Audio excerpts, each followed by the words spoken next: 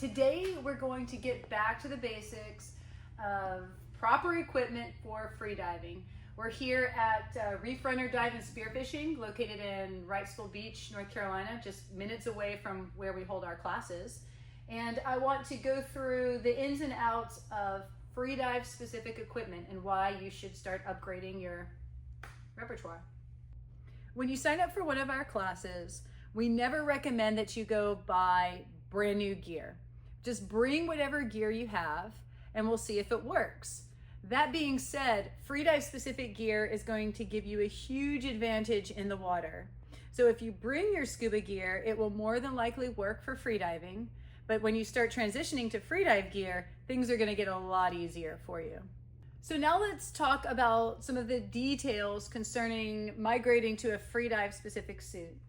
When we talk about a freedive specific suit, we do not want one piece like this. This is something that you would wear for scuba diving, and it has many disadvantages in regards to freediving suit.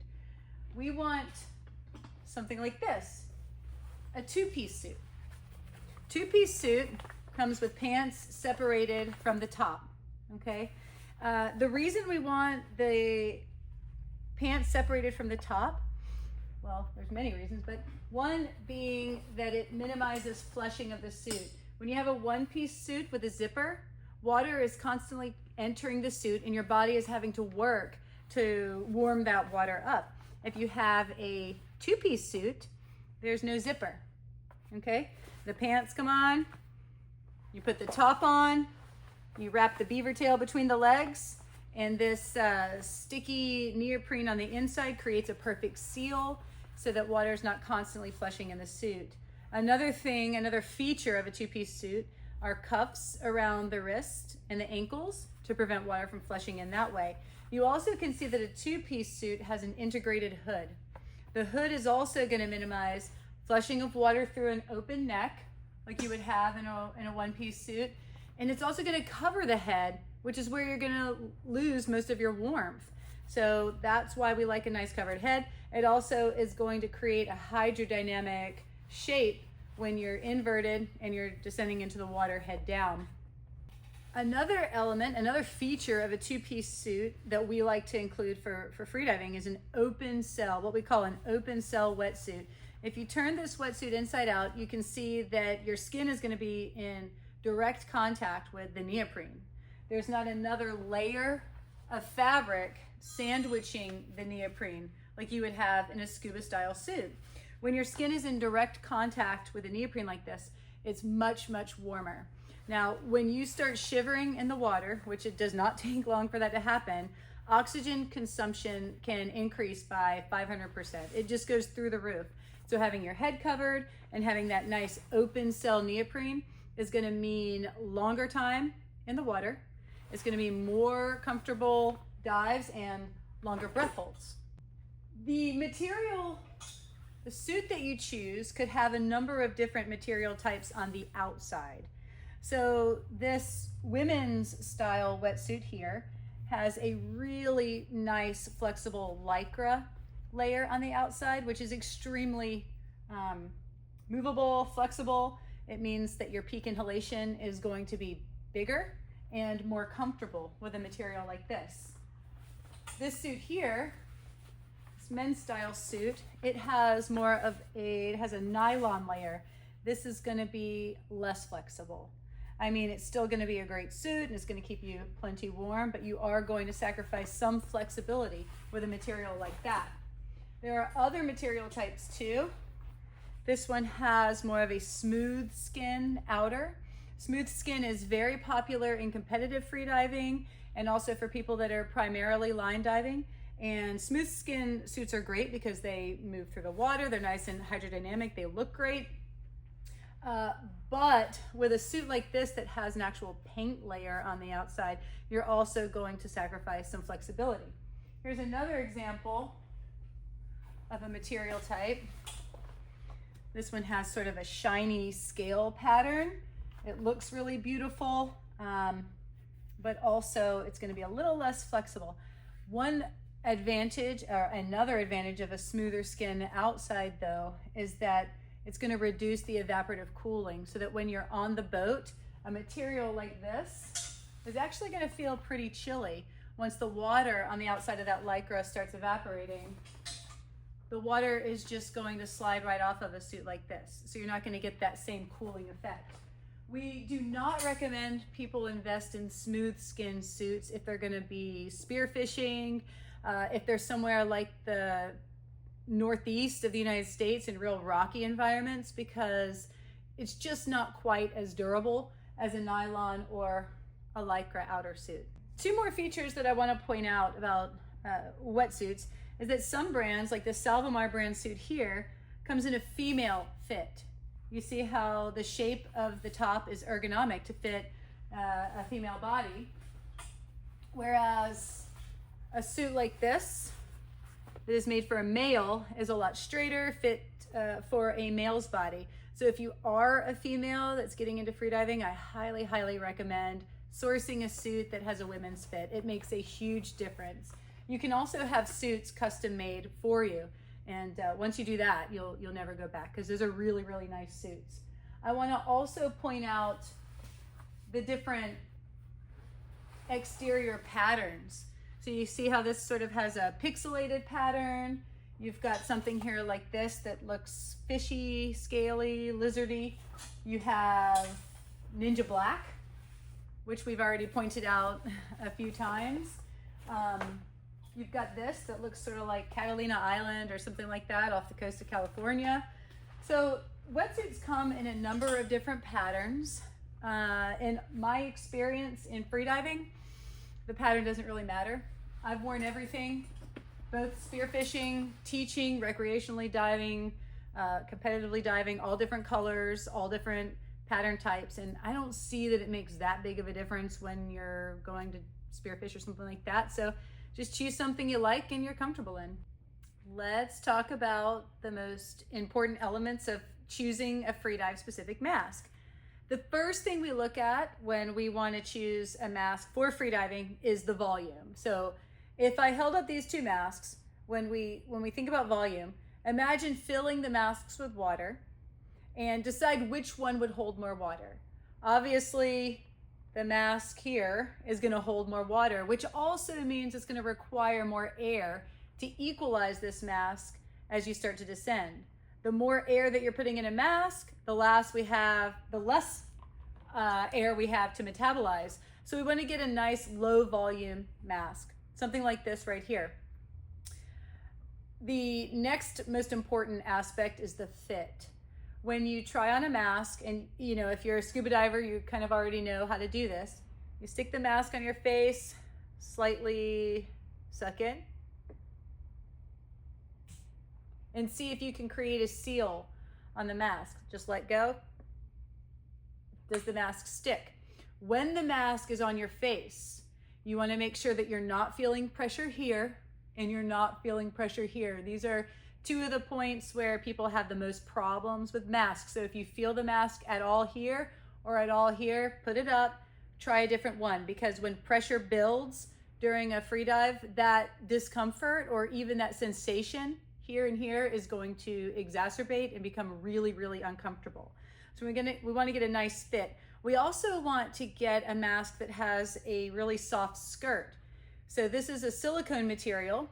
That's the outer skirt for this mask. Very, very flexible, very comfortable. They also have this kind of silicone material that's a little stickier and it's a little slightly more rigid. Definitely not as rigid as a scuba mask. We don't want anything that feels hard against the face, because this mask is going to compress. All of our air spaces are going to compress. So we need something that's going to be really flexible and soft and sort of move with that compression as we descend. There are two different glass styles. There's the most popular tempered glass style. This is great. It's really, really hardy, industrial. You can throw it around. It's not going to get scratched up. And a mask with a tempered glass lens is potentially a lifetime mask as long as the other elements don't break. There's also a plastic lens mask. I've been using this mask since I started free diving 2007. And I absolutely love the plastic lens because it's much more flexible. As I start to descend, I don't have to equalize my mask quite so often. Some people have problems with the plastic lens though. They don't like the way that the lens wraps around the face. They think that it creates sort of a distorted field of vision. And also the plastic is gonna scratch. So I consider my plastic lens mask as a disposable item. I know that I'm going to have to replace it at some point. I usually go through at least one a year. So the financial aspect of going with plastic is something to consider as well. We like masks that have this nice sticky silicone strap on the back. That way when the neoprene in our hood starts to compress, the mask will stick to the hood, as opposed to having that sort of nylon or neoprene cover over the strap. Because when that neoprene and the neoprene in your hood both compress, the mask is going to be very, very slippery. So we want to have a sticky strap. And also color. When I started diving, the only mask type you could get was black or maybe a camouflage pattern. But now a lot of different parts of freediving gear come in white. I love the white. I love the white mask. I love the white snorkel. I love white for foot pockets because it's high vis. When I see somebody diving and they have white foot pockets, for instance, my vision, the vision that I have on my buddy is much, much deeper. It goes for much longer than if they had black or camo or something like that. If this mask falls off or something, the white is much easier to see. So I always recommend white. This is another mask that I want to just mention simply because I have children. And if you do have children or younger divers or kids that you want to get involved in freediving, this Salvamar Incredible is excellent. It's super low volume. It's very, very flexible and it's comfortable. If you go try to buy a mask, snorkel, fin set from Dick's Sporting Goods or Walmart or something like that, your kid's not going to get comfortable in the water because the material type is rigid and it's hard and it's torture to wear. So get your kid something that is comfortable and they're much more likely to dive with you. The last thing that I want to talk about is how to prepare the mask for your first dive. So if you buy a brand new tempered glass mask like the one I'm holding, the mask comes with a protective layer on the inside that has to be burnt off. That layer prevents it from getting damaged or something like that during shipping. So if you buy the mask from a retailer, they will likely burn that layer off for you. If not, if you buy it off the internet or something like that, you have to take it home. You get a flame. You just hold the flame under the mask and you slowly watch that layer dissipate, and it's not going to burn the silicone, so you're going to be okay. If you buy a mask with the plastic lens, do not burn it because the plastic will melt. So don't do that. And then what you do just for regular maintenance is to put a little baby shampoo or defog in there, rinse it off before your dive, and you're ready to rock. Freedivers prefer simple J-hook snorkels. We like snorkels that do not have this big bulbousy piece on top. They do not have accordions or purge valves or things like that, because a simple J-hook snorkel is going to be a lot more hydrodynamic, which really matters since water is about 800 times more dense than air.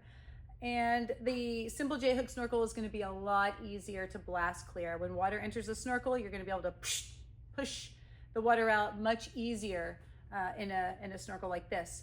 A couple of elements besides the simplicity: you want a borehole that's substantial. You don't want it to be really tight like a straw.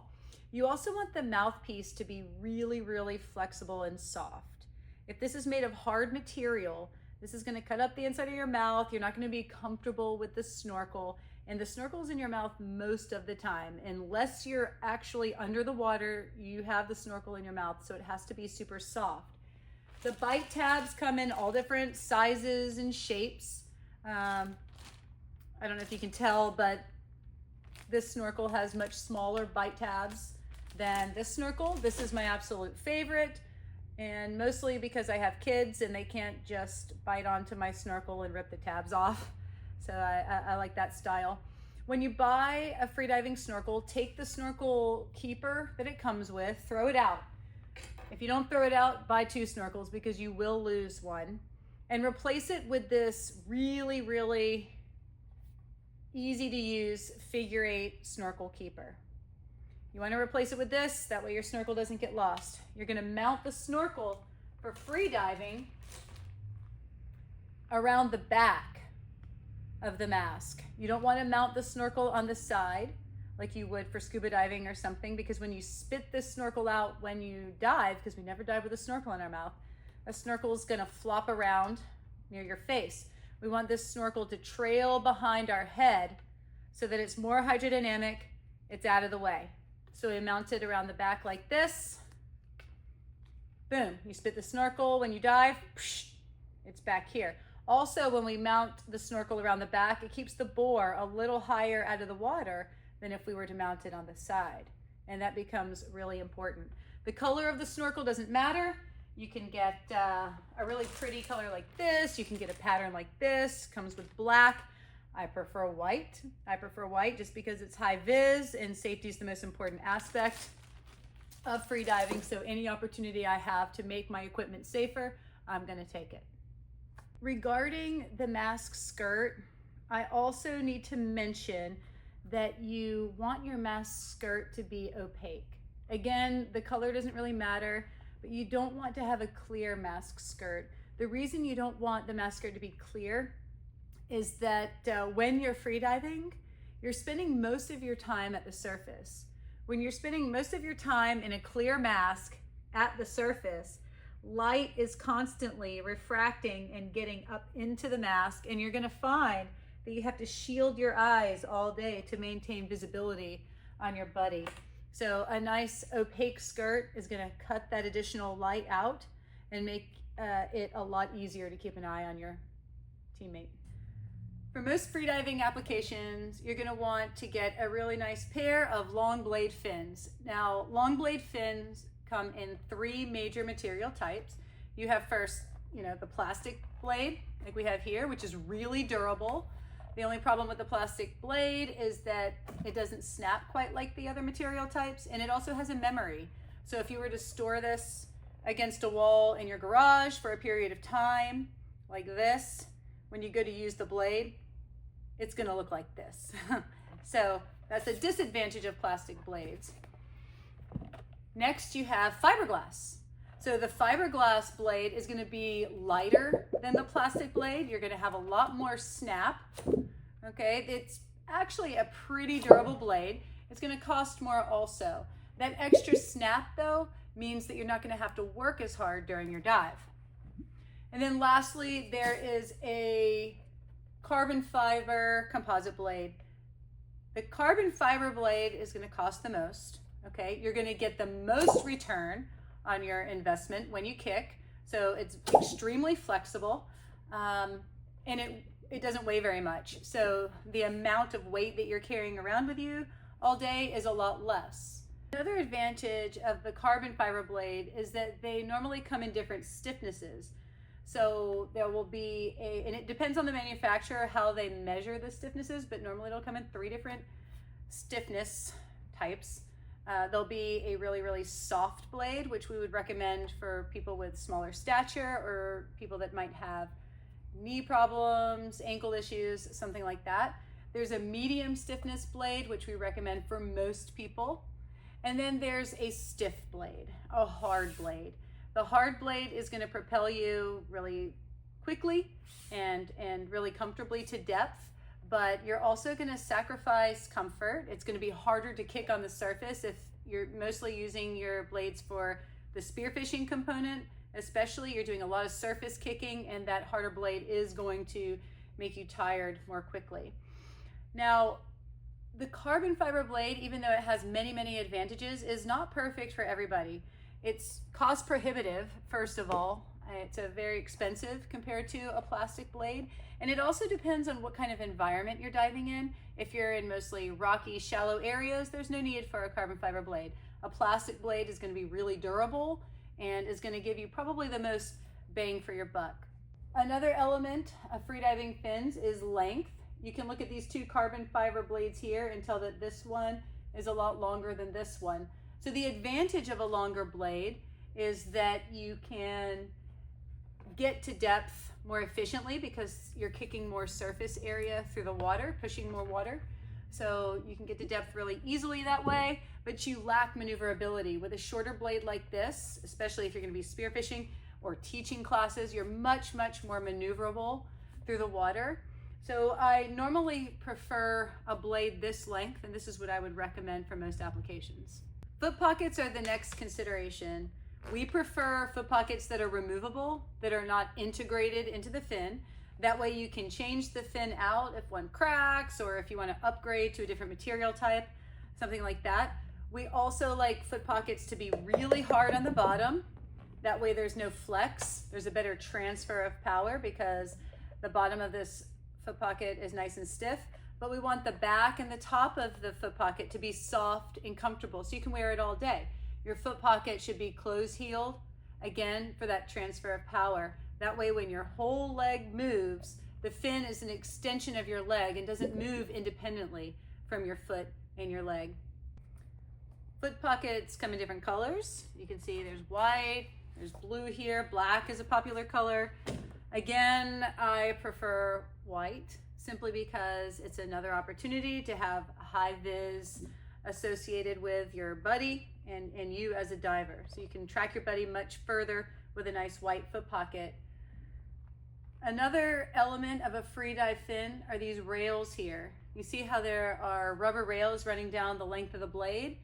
These are integrated into the blade simply to channel water off the top of the blade. Without the rails, water wants to fall off of the blade when you're kicking, and the blades, when you're kicking, will actually, the little vortices that are sloppy coming off the end of the blade or the side of the blade are going to fight against each other and create a lot of confusion in the water. If you have rails, the water is going to channel off the back. The vortices from the kick are going to stay behind you, and your fins are going to kick nice and evenly without fighting against each other.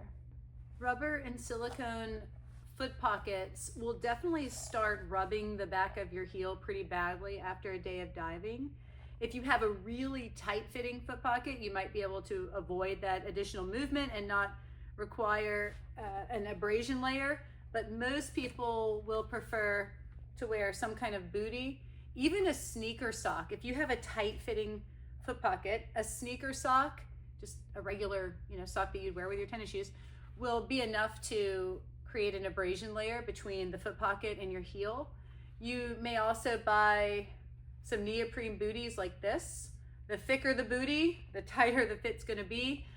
The thinner the bootie, the looser the fit is going to be. So you might have to adjust the size of the bootie depending on how tightly your foot pocket fits. Another good point to consider is that if you are an in-between size when you go to start trying on foot pockets, you may need a bootie to make up for the gap of available sizes. For freediving, we prefer either a rubber or a silicone material belt as opposed to a nylon weight belt. The reason is that we're going to be taking a nice big peak inhalation using our diaphragms. And when we fill up our lungs using our diaphragms, we don't want to have the belt tight around our stomach like we might for scuba diving. We want to put the belt nice and low around our hips, really low around the hips. And if we have a nylon or rubber belt, the belt material is very stretchy, so I can really cinch that belt down. When I start to descend and the neoprene in my wetsuit starts to compress, this belt, because I was able to get it so tight around the hips, stays in place. It doesn't migrate up to my armpits. A nylon belt is going to slip and be very, very uncomfortable. So you want that stretchy, sticky rubber or silicone when you're shopping for a weight belt. You also need to look at the buckle type. There are two main buckle types.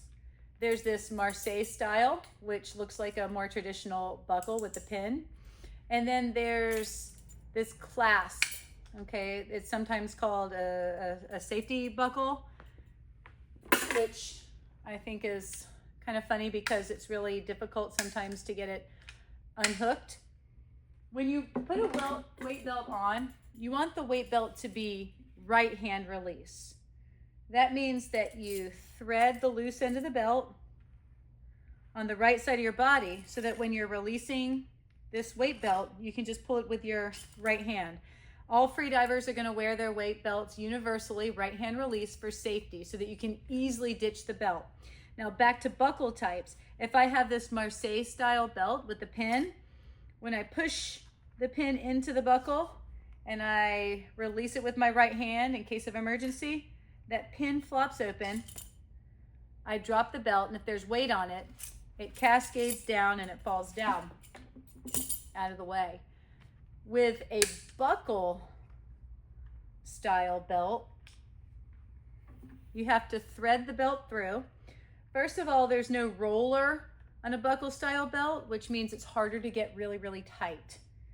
You can see also because the material's sticky, it takes a second to thread the belt on. So all I can do, I have no mechanical advantage here to get the belt tight. I just have to hold it to cinch it down. I lock it in like this. And then if I were to release this in an emergency, I pull the buckle, it doesn't cascade off. Even with weight, I have to unthread the belt every time. For that reason, strictly for safety reasons, I prefer the Marseille style belt. It just so happens that it's a lot easier to get this belt tight too. So I think that there are many advantages to this buckle type. Now let's talk about weight placement on the belt. When you thread your weight onto the belt, you put the belt back on, nice and low around the hips. You want the primary amount of weight to be up front, okay? So if you're gonna wear 4 pounds, for instance, you might have 2 pounds on one side, 2 pounds on the other side. If you're wearing 5 pounds, you might have 2 on one side, 2 on one side, and then 1 in the back. But you want most of the weight to be situated around the front. We're horizontal in the water most of the day at the surface, face down. If the weight is on the back, that weight is pushing down on your back, and it also wants to swing from side to side, keeping you off balance. When you have the weight in the front, your center of gravity is up front, it's easier to control, and it's a much more comfortable dive. We also prefer 1 pound weights. We prefer 1 pound weights because it's easier to fine tune your weighting.